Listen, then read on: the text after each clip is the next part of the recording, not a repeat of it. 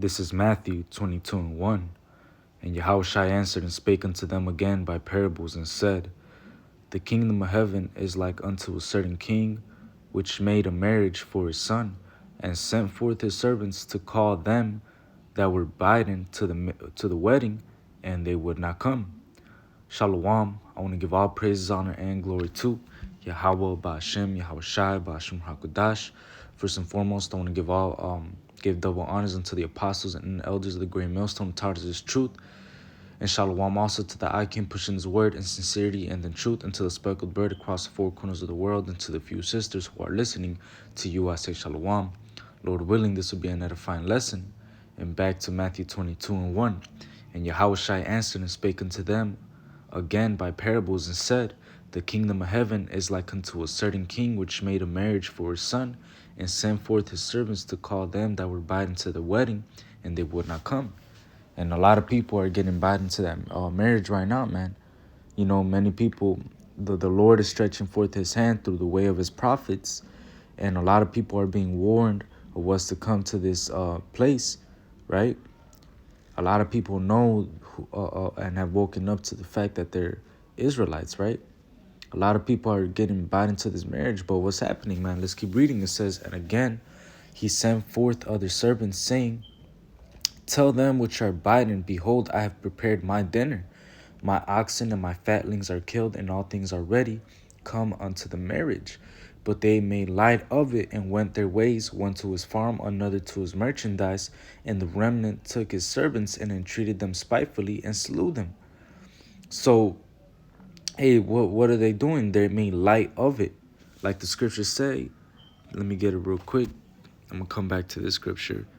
This is Sirach, the 5th chapter, verse 7, it says, Make no tarrying to turn to the Lord, and put not off from day to day, for suddenly shall the wrath of the Lord come forth, and in thy security thou shalt be destroyed and perish in the day of vengeance. So we're not supposed to tarry, meaning wait to turn to the Lord, man, right? We're not supposed to put off the Lord and say, look, I'm busy and doing this, man. Of course, there's things that might come up, but at the end of the day, you should strive to keep coming to the Lord, man. You should strive to be on point for the Lord, as a matter of fact. But let's go back to Matthew 22.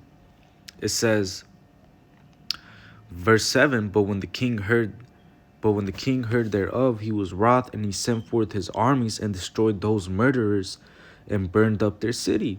So, hey, man, what do? The remnant of the people took his servants and entreated them spitefully and slew them. That's talking about the prophets, man. The servants, because who are serving the Lord? Who are the ones biting people to this marriage, to this wedding, man? Telling them to come, telling them that it's ready, telling them to come into this house for the things that are about to hit this place. Hey, it's not going to be a walk in the park for you to get out this judgment that's about to hit this place, man. The judgment that's about to hit this place, hey, is about to catch people off guard, man. And that's why we're biting you to this marriage. But, hey, what are they doing, man? Hey, from the blood of Abel to the blood of Zacharias, they've been slaying these prophets, man. And that blood is going to be required at the hand of them. Matter of fact, so let me see if I could get it. From the blood of Abel. This is Luke. This is Luke 11:51. From the blood of Abel unto the blood of Zacharias, which perished between the altar and the temple. Verily I say unto you, it shall be required of this generation. So, hey, they're slaying the servants, but guess what? That blood is going to be required of this generation, and that's why the Lord is going to come and judge these people, man. It says, verse 8, Then saith he to his servants, The wedding is ready, but they which were bidden were not worthy. Go ye therefore into the highways, and as many as ye find, bid to the marriage. And that's what we're doing, man. We're going into the highways and the byways, warning these people, biting them to this marriage. And that's why, first and foremost, hey, we have to put the Lord first, right? Because we do not want to be the ones that are putting the Lord off. Hey, like these people in the world, you know, hey, we see them. They come across brothers, you know, in camp. They go up, they get intrigued. And then It seems like they're dealing, and then after that, you never see them ever again, right? But on the flip side to that, there's brothers that come up to the camp, they start dealing, then you see them next Saturday, then you need see them next Saturday, then you see them next Saturday, then before you know it, that brother crosses the line, and then he's in this he's on fire for the Lord, man. And that's why we had to keep, going out there in the highways and byways and bidding them to the marriage. It says, verse 10, so those servants went out into the highways and gathered together all as many as they found, both bad and good. You see? And the wedding was furnished with guests. And when the king came in to see the guest, he saw there a man which had not on a wedding garment. And he saith unto him, Friend, how camest thou in hither, not having a wedding garment? And he was speechless. So, hey, there's going to be some people that crept in unawares, man. Right now we're gathering the good and the bad, right? We have to gather the good and the bad together. Because, hey, even the apostles say, even though we're part of Great Millstone, man, that doesn't mean that we're all going to make it, right? There's certain men that have crept in unawares, and you could see that in other camps heavily, man. But, hey, the scriptures warn us about agents, man. People that are going to come into the ministry. They're going to have different reasons for being in this truth. But regardless, man, we still have to keep preaching this, man. Because look, at the end of the day, they're going to get exposed for not having that wedding garment, man. They're going to be exposed right there and then, right? Verse 13, then said the king to the servants, bind him hand and foot and take him away and cast him into outer darkness. There shall be weeping and gnashing of teeth. So, hey, there's going to be many people that are going to be exposed, man. That's why we had to make sure that our works are to be able to be tried by fire, man. Let me see if I could get that real quick.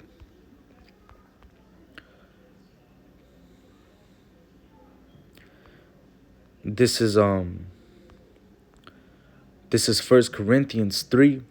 Let me see.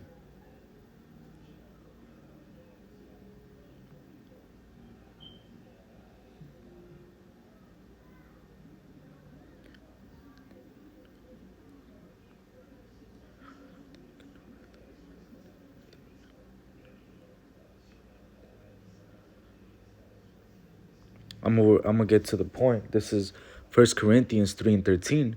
Every man's work shall be made manifest, for the day shall declare it. So everybody's work is gonna be declared, man. Everybody's work, whether they did good or bad. The scriptures talk about how, look, let me get it real quick as well. This is 2 Corinthians 5 and 10. It says, for we must all appear before the judgment seat of Hamashiach, that every one may receive the things done in his body according to that he has done, whether it be good or bad. So our work has to be declared, man.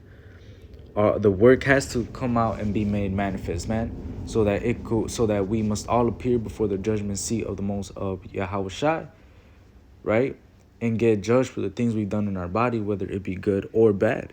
It says back in 1 Corinthians 3 and 13, every man's work shall be made manifest, for the day shall declare it, because it shall be revealed by fire, and the fire shall try every man's work of what sort it is. And hey, our work is gonna be tried, man. Whether we were genuine in this truth, genuinely, sincerely serving the Lord in this truth, or we were just doing it for our own sakes, for different reasons. If we were just lukewarm, if we were just doing this, putting the Lord on the back burner and just doing the things that we want to do, man. That's why, hey, our works have to what? Right here, verse 14. If any man's work abide which he hath built thereupon, he shall receive a reward. If any man's work shall be burned, he shall suffer loss, but he himself shall be saved, yet so as by fire. So we do not want our work to be burnt up, man. We don't want our work to be in vain. We want our work to be what? Built upon the foundation of Yahweh Bashem Yahushai. Because if we build upon Yahweh Bashem Yahushai, that's a foundation built upon stone. If we keep these sayings, hey, we're gonna be likened as to wise men. But if we build upon sand, upon any other things of this world, hey, our house is gonna fall, man. And we gotta make sure that, hey, if we're being bought into this marriage, that we gotta be on point.